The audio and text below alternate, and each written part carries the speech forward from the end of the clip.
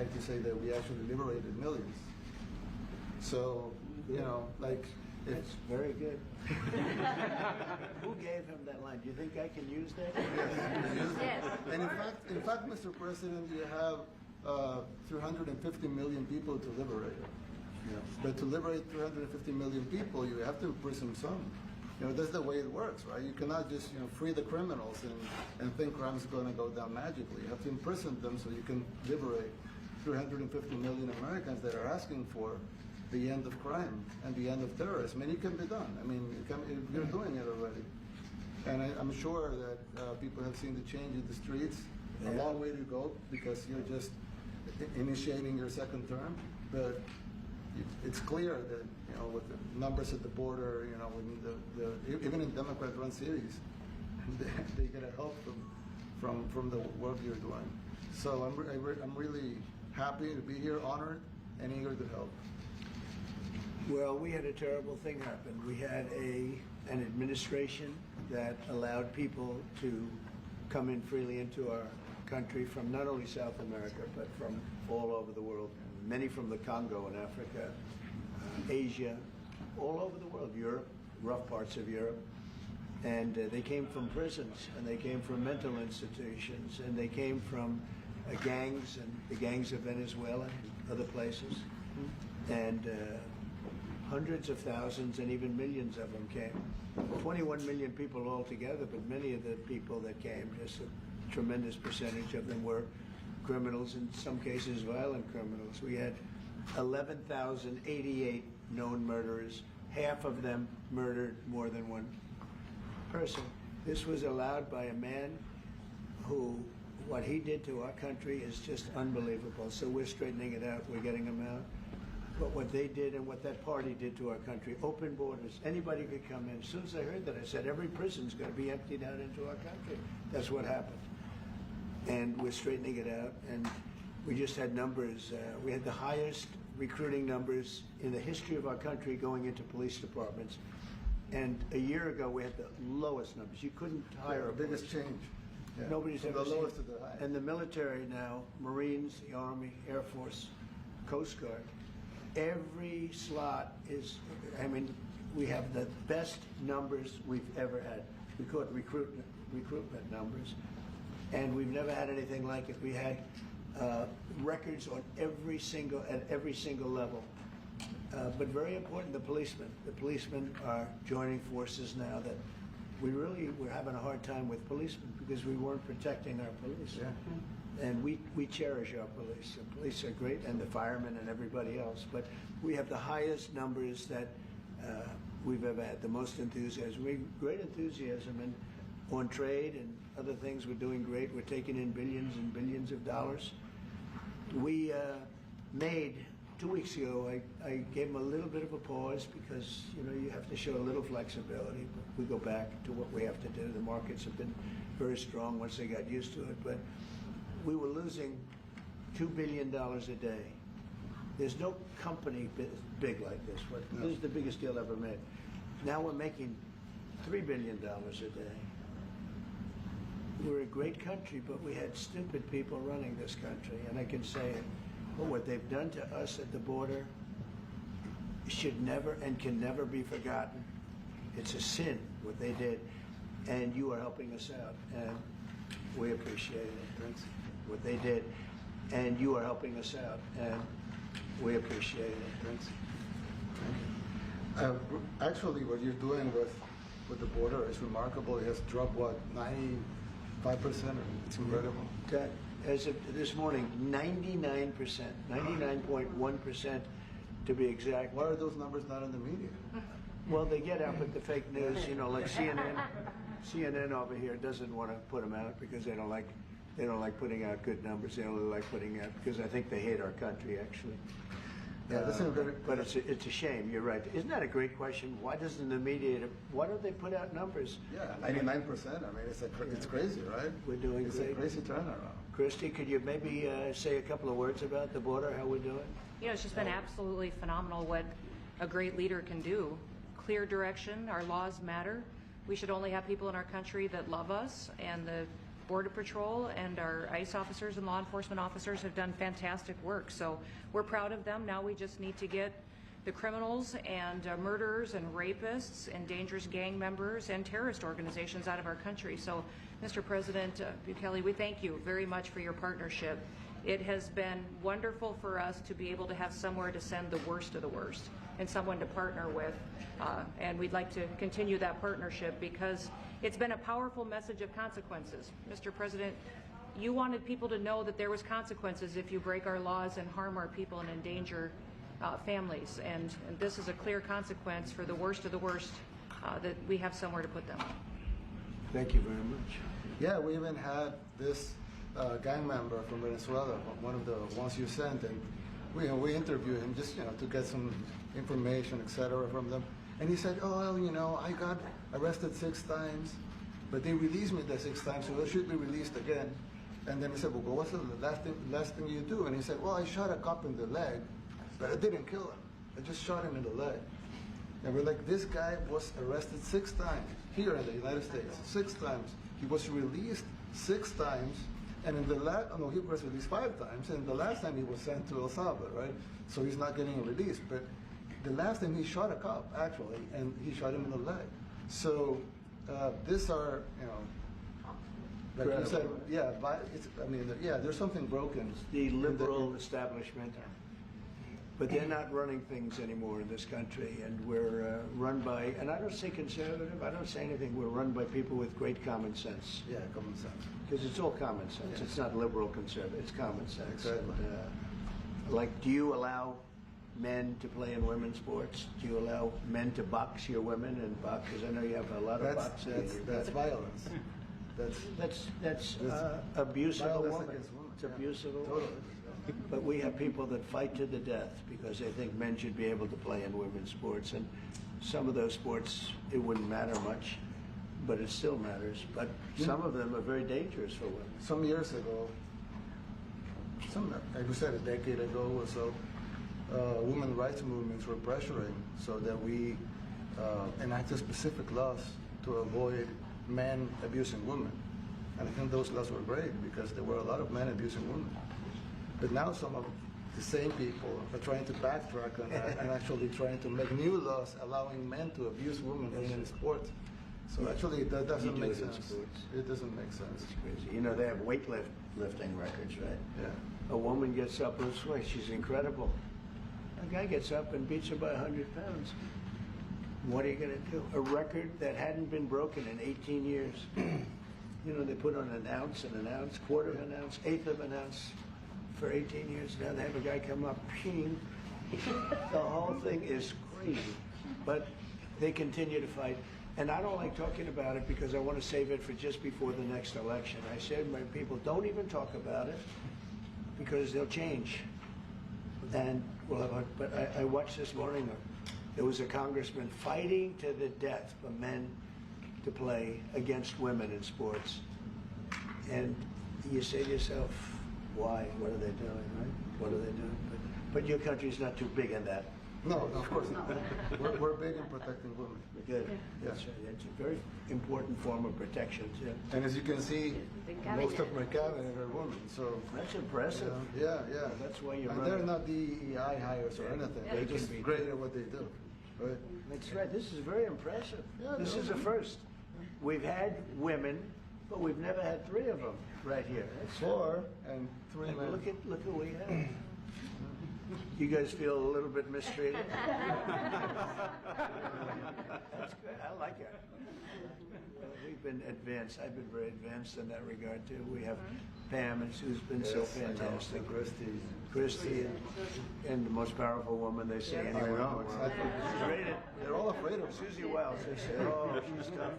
Yeah. Most powerful woman in the world, according to magazines. What do I know? Yes. But I think she probably is. Yeah, she probably is. Yeah, she probably is.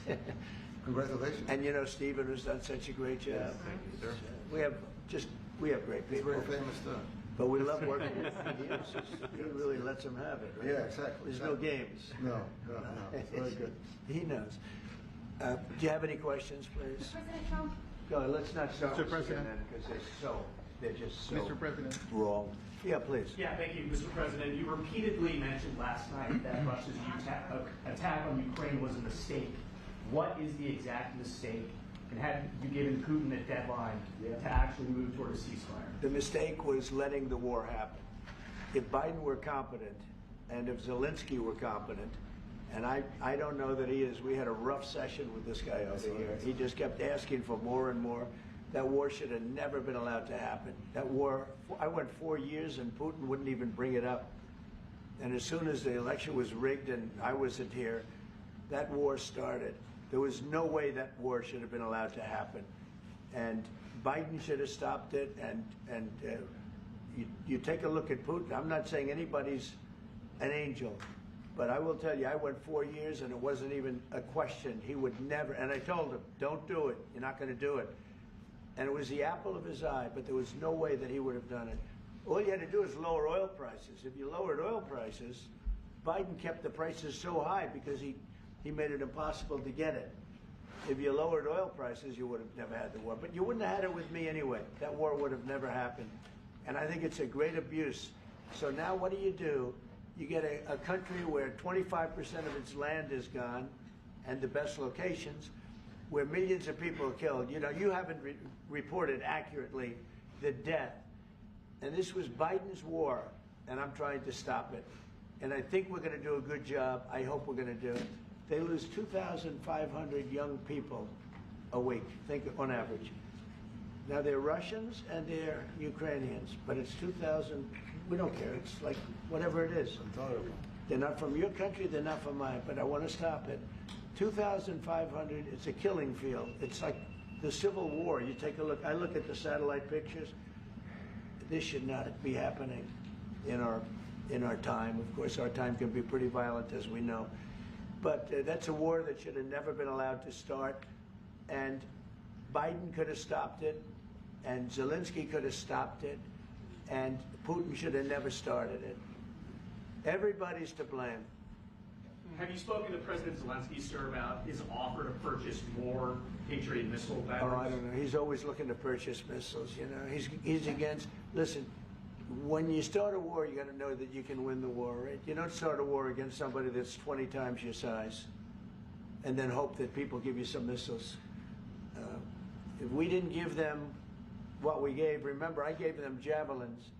That's how they won their first big battle with the tanks that got stuck in the mud, and they took them out with javelins. They have an expression that Obama at the time, Obama gave them sheets and Trump gave them javelins.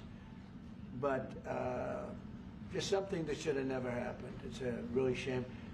The towns are destroyed. Towns and cities are, you know, largely destroyed. They have the spires, you know, the beautiful spires that go up.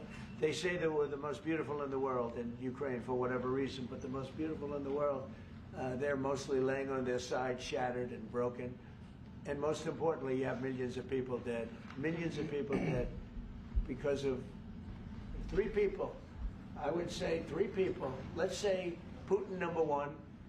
But let's say Biden, who had no idea what the hell he was doing, number 2, and Zelensky. And all I can do is try and stop it. That's all I want to do. I want to stop the killing. And I think we're doing well in that regard. I think you'll have some very good proposals very soon. Last question, sir. Have you attributed a motive, sir? Have you attributed a motive through the FBI investigation behind the attack on Governor Josh Shapiro over the weekend? No, I haven't, but the attacker was not a fan of Trump, I understand, just from what I read and from what I've been told. The attacker basically wasn't a fan of anybody. It's probably just a whack job. And certainly a thing like that cannot be allowed to happen. With President Bukele, the best guarantee that this time you won't terminate the temporary protected status? I have a great relationship with this man. I have the best relationship with him. We've known each other. I've known him since he was a very young man, as I said, very, very young, and I was impressed. I said, look at this guy is, in fact, you sort of look like a teenager. You look like a teenager. I said, what kind of a country is this?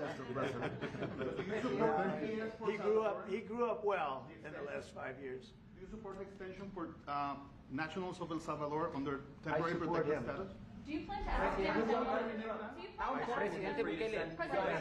Let's hear the question from this very low-rated anchor at CB. Thank you, President Trump. Do you plan to ask President Bukele to help return the man who your administration says was mistakenly deported?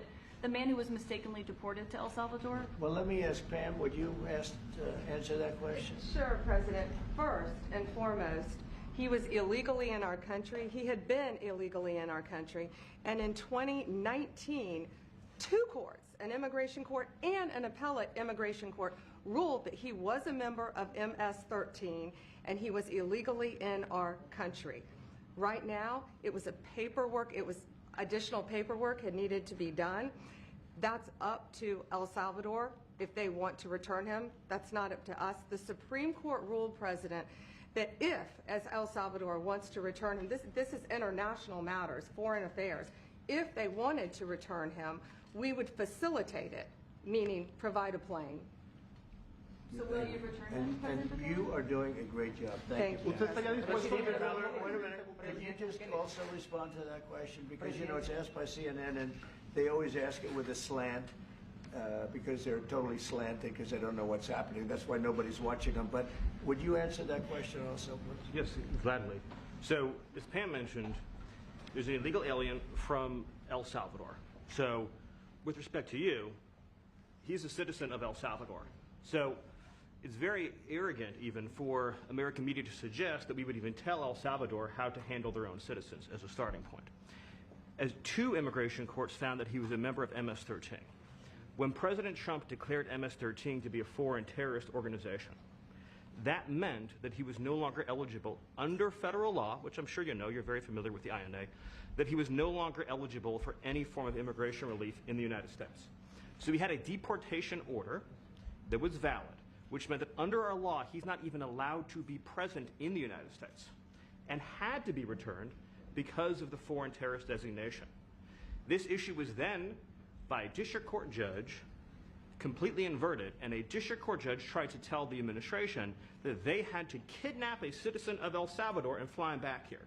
That issue was raised to the Supreme Court, and the Supreme Court said the district court order was unlawful and its main components were reversed 9-0 unanimously, stating clearly that neither Secretary of State nor the President could be compelled by anybody to forcibly retrieve a citizen of El Salvador from El Salvador, who again is a member of MS-13, which, as I'm sure you understand, rapes little girls, murders women, murders children, is engaged in the most barbaric activities in the world, and I can promise you if he was your neighbor, you would move right away.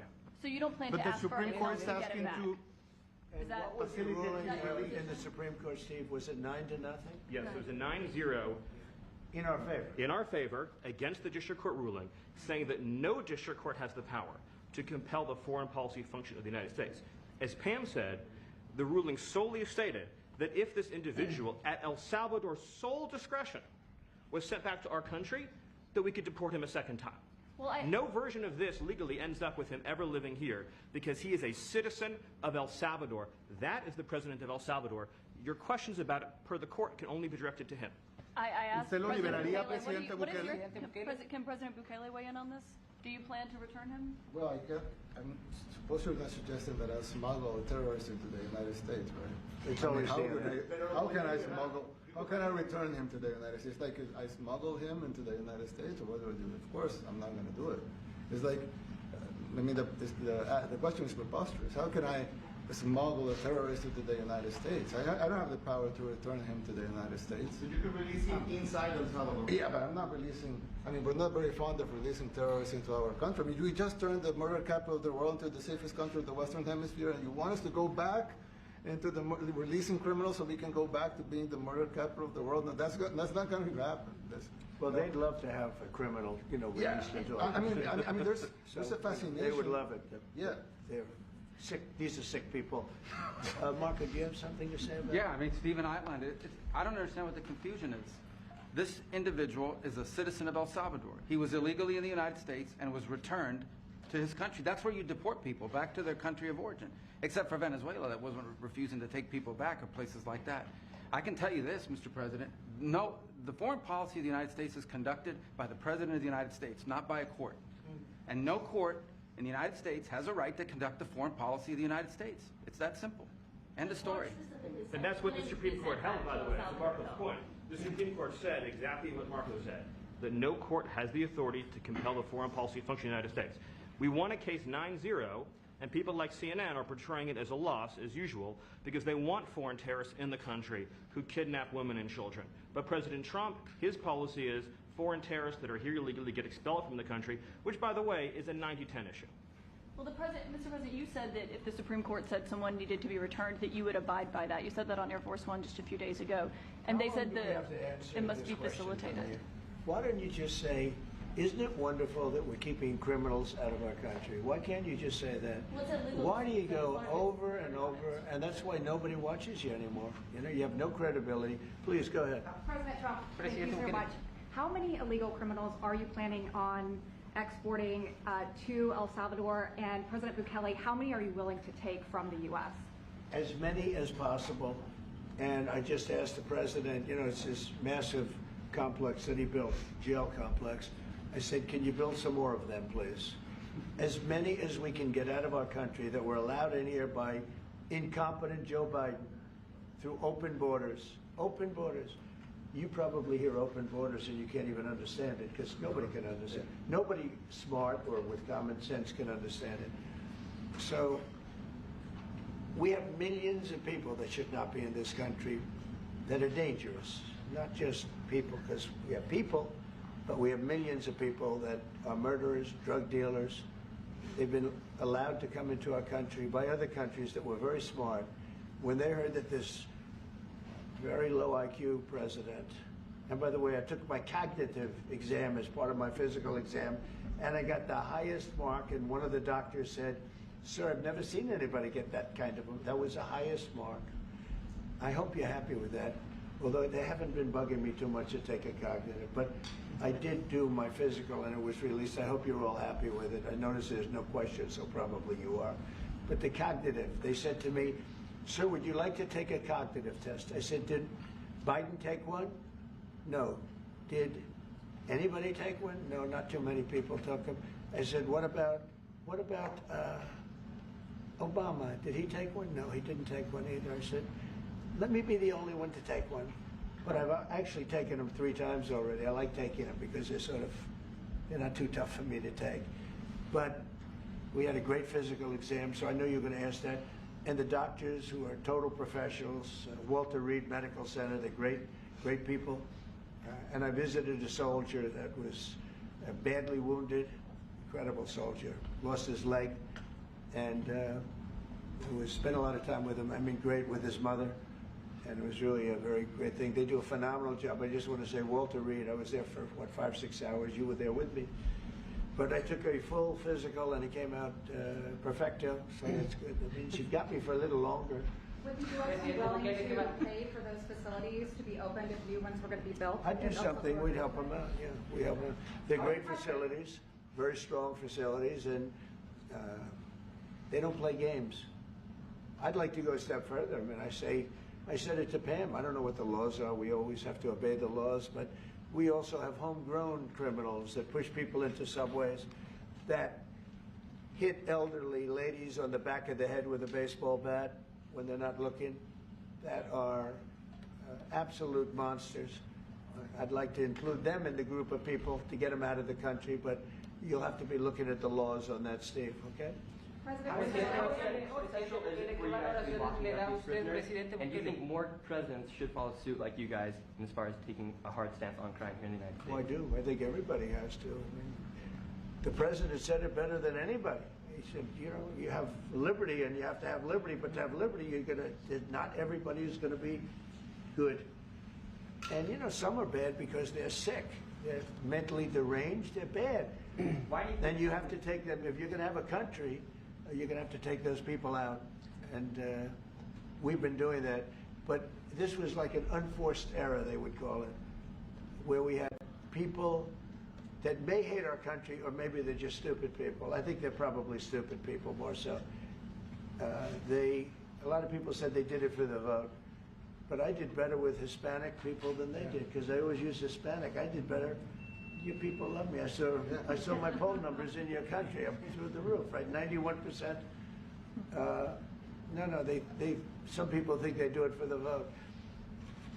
But they don't have to do it for the vote. They cheat, you know, they're professional cheaters. That's about the only thing they do well. So we just have had a great relationship, and it's become bigger because of a strange thing that happened. You know, I came back. We had no war in Ukraine. We had no war with, we had no October 7th Middle East problem. We had nothing. We had no inflation. We didn't have the Afghanistan most embarrassing moment in the history of our country, the Afghanistan, not withdrawing, because I would have been out, you know, I had it all set to bring people out with dignity and pride. That was the worst, most embarrassing moment in the history of our country, Afghanistan. We didn't have any of that. You wouldn't have had the war with Russia, Ukraine. You wouldn't have had the Middle East problem because Iran was broke. They had no money because we had secondary sanctions on and lots of other sanctions. And now every single thing, got a problem with Iran, but I'll solve that problem. That's almost an easy one. We got to solve a war that should have never started, Ukraine and Russia, and we'll get that solved. And we have to solve problems, and we already solved inflation. You know, if you look at the numbers are incredible, actually. The stock market's up, and we're not letting other countries take advantage of this country like they have for the last 40 years. So thank you very much. You have a question, please? Yes, Mr. President, thank you so much. You scored another major investment win this morning when NVIDIA pledged to build its AI supercomputer, the first time ever, right here in the United States. Thank you. That's a question I like. That's true. What is your reaction to this announcement, sir, and how will this positively benefit Americans across the entire country? Well, it's one of the biggest announcements you'll ever hear, because NVIDIA, as you know, controls that almost the entire sector, which is one of the most important sectors in the world, between chips and semiconductors and everything else. And they're the biggest.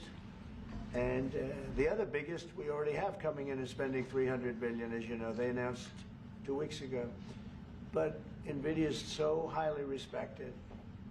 And this was an announcement that a lot of people, I knew it was going to happen, but not to the extent that it happened. It's big. And the reason they did it is because of the election on November 5th and because of a thing called tariffs. As I said, the most beautiful word in the dictionary. After love, God, relationship. The press actually hit me and said, tariff is the most beautiful word in the dictionary. What about family, love, God? So I got hit even on that. You understand? I said, okay. So now I say it's my 5th most favorite word because they get you on anything. But no, that NVIDIA, it's one of the great companies of the world, modern, super modern companies, controls segments that nobody, you know, sort of controls the world in a sense, and they're coming in here in the biggest way with hundreds of billions of dollars. Not like millions of dollars, hundreds of billions of dollars, and I'm honored by it. And I want to thank Jensen and all of the people that we deal with. They're great people, they're brilliant people. And without tariffs, they wouldn't be doing it. Okay? Thank you very much. Yeah, Are please. you considering additional sanctions against Russia after their latest attack? And do you have an update on the rate and when you might announce semiconductor Well, I already have tariffs? sanctions on Russia. I put them there. If you remember, Nord Stream 2, that's the big pipeline that goes through Europe. I stopped it. That's Russia's pipeline, the largest pipeline, I think, in the world. Goes to Germany. And I stopped it. And when Biden came in, he approved it. And then they say, oh, I'm friendly with Russia. No. Putin said, you know, if you're my friend, I'd hate to see you when you're my enemy. I stopped the biggest economic job they ever had. I stopped it cold, right? It was dead. You know that, right? And Biden came in and he immediately approved it. What was that all about? And it's a pipeline that takes care of a lot of the needs. Now, you know, it was a very controversial thing, but I stopped it and Biden approved it. Question? On tariffs, No, not you. Not We're talking about an update today on potential semiconductor tariffs and potentially pharmaceuticals. What? Semiconductor tariffs and potentially pharmaceuticals. Any update on Pharmaceuticals that? we're going to do. We don't make our own drugs our own pharmaceuticals. We don't make our own drugs anymore. The drug companies are in Ireland and they're in lots of other places, China. And all I have to do is impose a tariff. The more, the faster they move in. The higher the tariff, is very serious. It's inversely proportional. The higher the tariff, the faster they come. And yeah, we're going to be doing that. That's going to be like we have on cars. We have, as you know, a 25% tariff on cars. We have a 25% tariff on steel and aluminum. And that's what that category fits right now. Do you have a percentage in mind and a timeline? I have a timeline, yeah, not too distant future. We're doing it because we want to make our own drugs. We're doing it because we want to make our own steel and aluminum, lumber, other things. And they're all coming in. We have record numbers, $7 trillion. Since I announced, like a month and a half ago, since I came in, we have over $7 trillion being invested in the country. We didn't have $1 trillion. We didn't have $500 billion with some of these guys. They didn't know what the hell they were doing. So we have the largest investment that we've ever heard of, and we're only 2 months in. And that'll continue at levels that you've never seen before. That's what's going to happen. And even the stock market's up today. It's we also had, you know, a lot of people didn't say it the way it was. We had the largest gain in the stock market in history on every single category last week. That was a nice game because we were getting a little hit because people didn't understand the power of our our country economically if you use it right. Do you have something to say on that, JD? Yes, sir. I mean, look, for 40 years we have lost manufacturing capacity. Workers have seen their wages stagnate. And some of the most critical things that we need, from the pharmaceuticals, the drugs that we give to our children, the antibiotics that we give to our kids, to the weapons that we actually need to fight a war, if God forbid we had to fight a war, we don't make enough of that stuff. And so President Trump ran explicitly on changing that. Yes, as the President mentioned, it caused a little bit of disruption in the market, but I actually think over the long term, workers are going to benefit, stocks are going to go up, American businesses are going to benefit as we reinvest and reindustrialize our country. And the auto workers and the Teamsters and all of the unions, you know, not traditionally Republican, but I'm winning those unions by, we're up 40, 50 points on the Democrats. They're losing everything. And they're losing everything because they just have policies that are not believable. They fight for policies that are 5% popular, and nobody knows who the 5% are. I mean, nobody can find the 5%.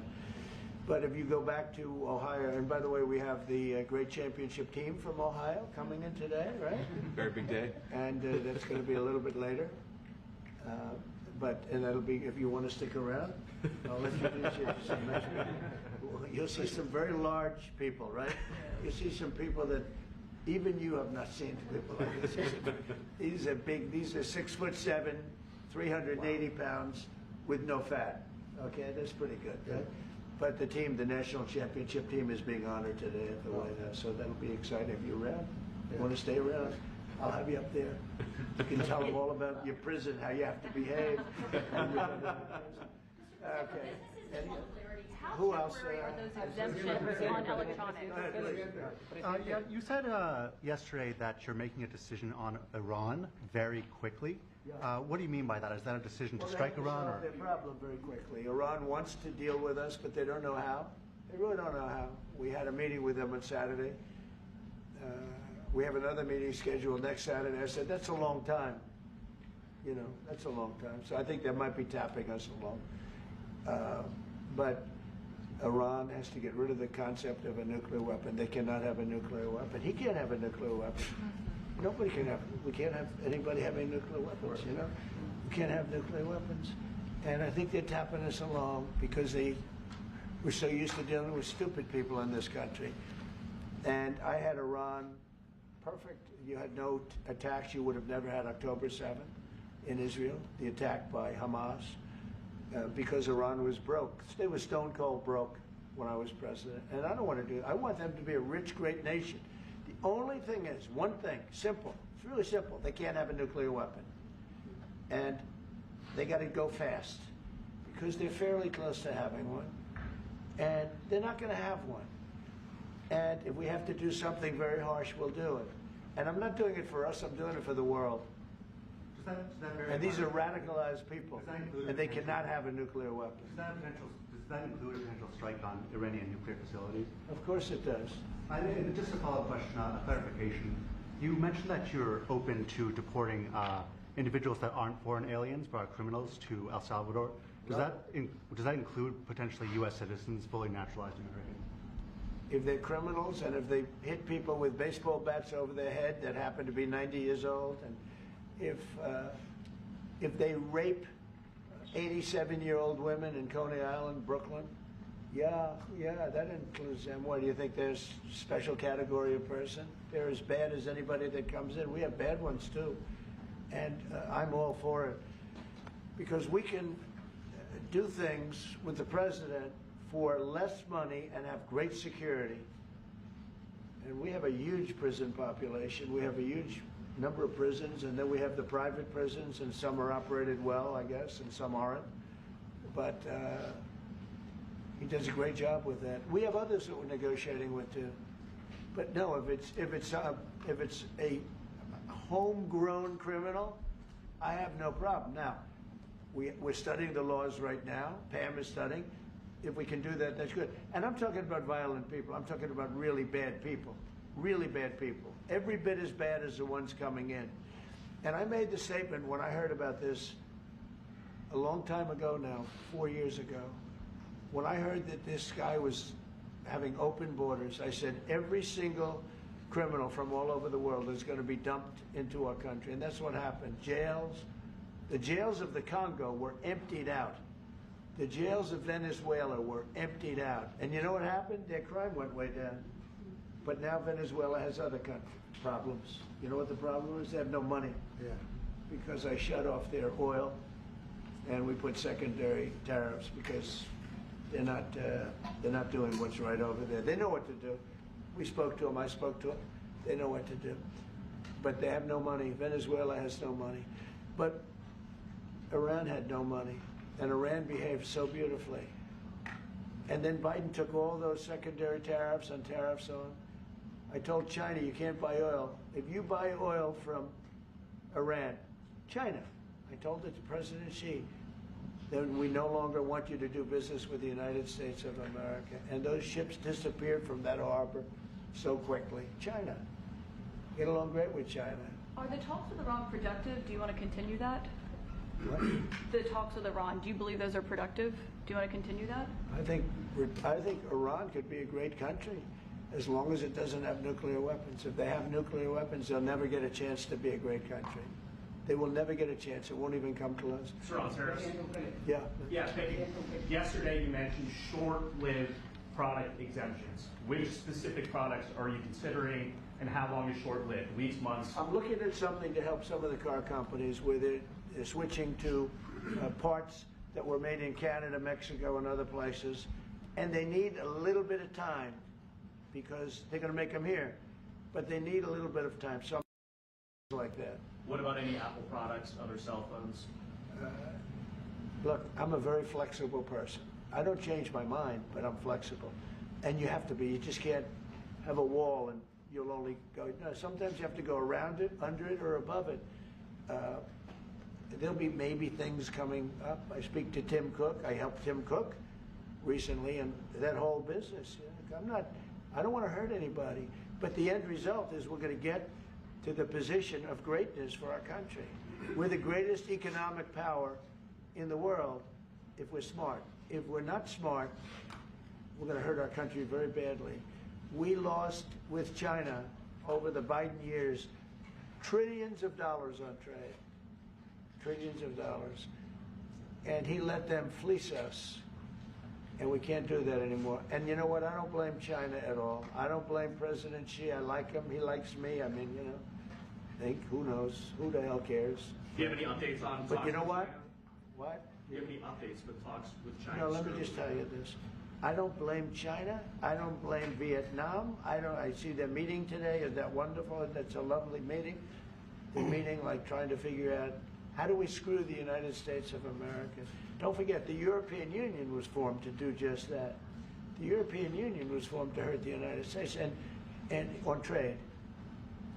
And they get us on NATO because they don't pay their bills. But now, since I got involved, they have been paying their bills. I took in over $600 billion for NATO. Nobody took in anything. I mean, they were all delinquent.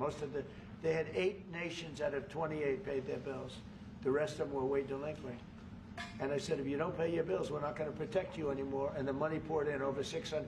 The Secretary General last week made that statement. He said, I've never seen anything like it. We couldn't get anybody to pay because the United States was footing the bill for NATO. Well, we got hurt there, and we got hurt on trade, likewise, European Union.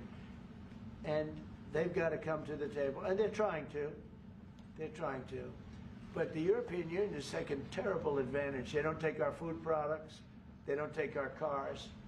We have millions of their cars, BMW, Volkswagen, Mercedes-Benz, many others. They come in by the millions. They don't take, there are no Chevrolets in Munich, I can tell you that. I said to Angela Merkel when she was there, as she was letting millions of people infiltrate Germany, which was not so good from, we would call them illegal immigrants, but she made them legal. But I said to her, and I get along with her very well, I said, how many Chevrolets do we have in Munich or Frankfurt? Why, none, Donald, none. I said, you're right. And yet we take in millions and millions of cars. No, those days are over. Okay, thank you very much, everybody. Thank you, guys. Thank you, guys. Thank you, guys. Mr. President, do you have any comment on the FTC's case against Meta and Mark Zuckerberg? Thank you, press. Thank you, Naive. Thank you.